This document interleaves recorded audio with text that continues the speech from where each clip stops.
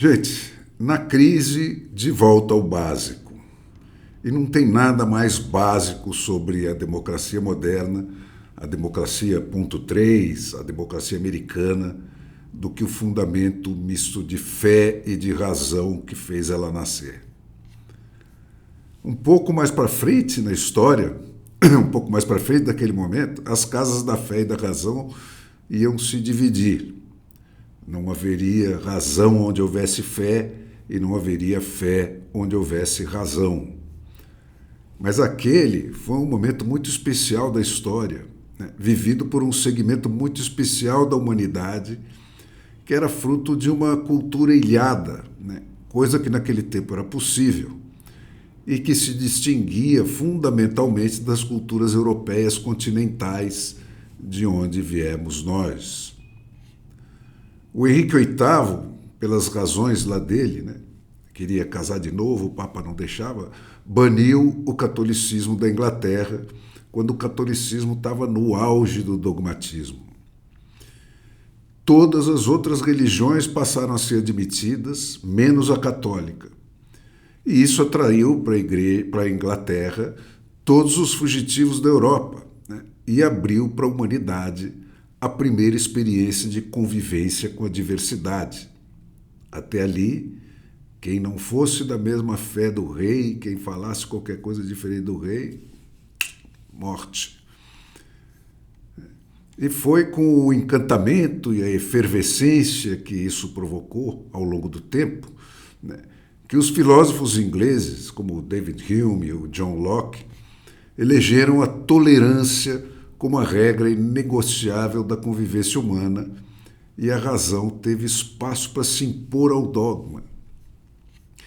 No continente, esse confronto se deu de forma radical e mutuamente excludente, né? Mas na ilha, como sempre, tudo aconteceu na forma de uma acomodação. E é daí que nasce, especialmente lá na ilha, a ciência moderna. A democracia americana, gente, se pode dizer assim, é fruto de uma religiosidade cientificada, ou, se vocês quiserem, de uma fé racionalizada. Deus já não era só o Deus da punição do pecado, era um Deus benfazejo. O nosso Criador era um Deus de dádivas. E nós somos as únicas criaturas dele que não têm o comportamento inteiramente determinado pelo instinto e podemos escolher o que fazer diante de cada situação. E é essa necessidade de escolher que implica a capacidade de raciocínio. Como nenhuma outra criatura terrena, exceto os seres humanos, atua a partir das capacidades de escolha e de reflexão, elas são a prova dada pela natureza do destino manifesto da humanidade. Deus criou os homens para serem livres. Viver segundo as capacidades de raciocinar e de escolher, viver livre é, portanto, a lei da natureza e a lei de Deus. Os humanos têm um direito natural à liberdade, e sem esse direito, eles não poderiam obedecer nem à lei da sua própria natureza, nem à lei de Deus. Além disso, como ser livre é incorrer em responsabilidade pelas suas escolhas, pelo seu livre-arbítrio, ninguém pode entregar a sua liberdade aos outros. A liberdade é, portanto, inalienável. Violar a liberdade natural de uma pessoa é desfigurar, é deformar e frustrar tanto a lei da natureza quanto o Deus da natureza. É ao mesmo tempo um pecado contra a justiça divina e um crime perante os tribunais humanos. É daí que vem a síntese, gente, formulada pela primeira vez pelo George Mason, que foi um governador da Virgínia, né, na Virginia Declaration of Rights de 1776. Todos os homens são livres por natureza e têm certos direitos básicos que não podem ser violados: o de desfrutar a vida e a liberdade, com os meios de adquirir e de possuir propriedade, e o de perseguir e obter segurança e liberdade. Essa, e só essa, é a finalidade de um bom governo. Junto com esse adquirir e possuir propriedade, né, com que ele deu um passo decisivo além da trilogia dos direitos do John Locke, que eram a vida, liberdade e propriedade, né, e deu um sentido verdadeiramente democrático e decididamente antifeudal ao direito de propriedade, né? Não era mais a propriedade que já existia, era o direito de adquirir e manter propriedade, né? É também do Mason, né, a formulação do direito do povo reformar, alterar ou abolir os governos que ele mesmo cria a qualquer momento, né? Que refletia a crença ilimitada dele na capacidade do homem de, se deixado livre para fazê-lo, né, tomar sempre a melhor decisão para si, para cada circunstância. E é do Mason ainda, gente, a definição da liberdade de imprensa como a maior garantia da liberdade, porque desde 1690 os ingleses vinham perseguindo os impressores lá da América sob o pretexto de que eles incentivavam a sedição com o que eles imprimiam, né, que é exatamente o mesmo pretexto que os Alexandres de Moraes e os Flávios Dinos da vida e de todos os tempos continuam usando até hoje.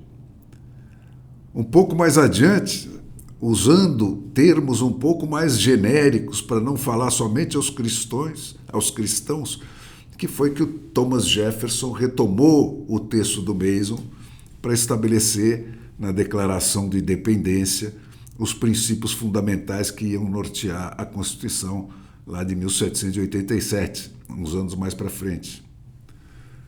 Aspas. Nós consideramos verdades evidentes por si mesmas que todos os homens são criados iguais, dotados pelo Criador de certos direitos inalienáveis, que entre estes estão a vida, a liberdade e a busca da felicidade, e que, a fim de assegurar esses direitos, governos são instituídos entre os homens, derivando seus justos poderes do consentimento dos governados, que sempre que qualquer forma de governo se torne destrutiva de tais fins, cabe ao povo o direito de alterá-lo ou aboli-lo e instituir novo governo.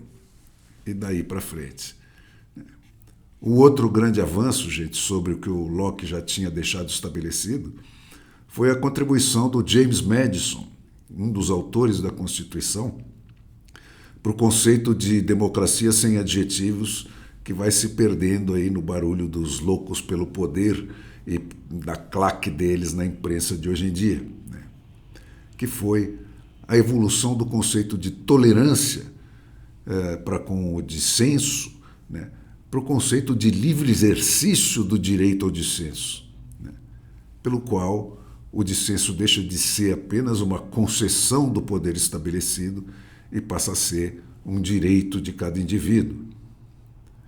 Parece pouco, mas isso é nada menos que mudar de mãos, de lá de cima para lá embaixo, os poderes de decisão e de iniciativa no estabelecimento dos direitos do homem. É um grande passo. Então tá aí, gente. O Deus da natureza é o Deus da liberdade, da razão e da democracia. Foi Ele que nos deu essas três coisas e ninguém pode tirar. E o governo que não serve ao propósito de garantir esses direitos que todo homem nasce com, não serve aos homens, nem serve à natureza e nem serve a Deus. E, portanto, não merece ser governo. E o povo tem não só o direito, mas a obrigação de substituir esse governo. É isso que é democracia, gente. O resto é barulho para te confundir.